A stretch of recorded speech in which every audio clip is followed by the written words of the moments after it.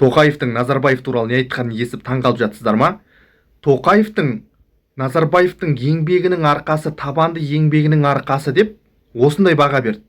Бұл жақында ғана Тоқаевтың жасаған мәлімдемесі. Алдымен Тоқаевтың не айтқанын оқып берейін сіздерге, мәлімдемесін. Содан кейін тақырып тарқатып айтатын боламын.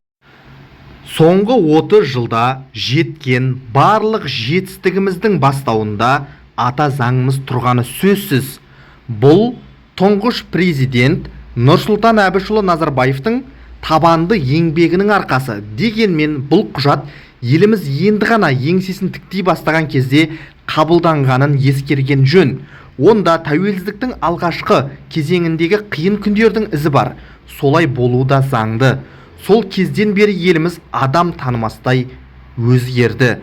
Болашағымызға көбі күмәнмен қараса да, Қазақстан халықаралық беделі жоғары мықты мемлекетке айналды.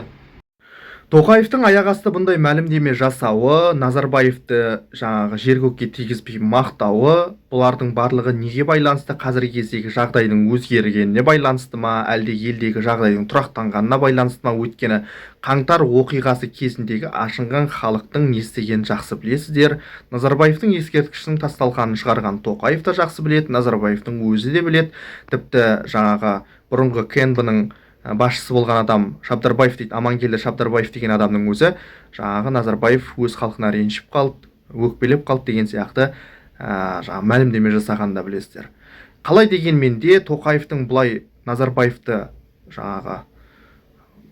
көпшік қойып мақтауы бұл нені білдіреді? Қазіргі кездегі елдегі жағдайдың тұрақтанып, Назарбаевқа деген көңіл күйдің шамалда болса жібігеніне байланысты айтылған мәлімдеме ма, әлде конституцияны өзгерту керек деген пікірді қоштау үшін жасаған мәлімдемесі ма? Қалай болса да Назарбаевтың арқасы деп, оның табанды еңбегінің арқасы деп көкке көтеріп отыр. Сонда менің түсінбейтінім, Тоқаевтың бұл өзінің ұстазына деген жасаған көрсеткен құрметі ма?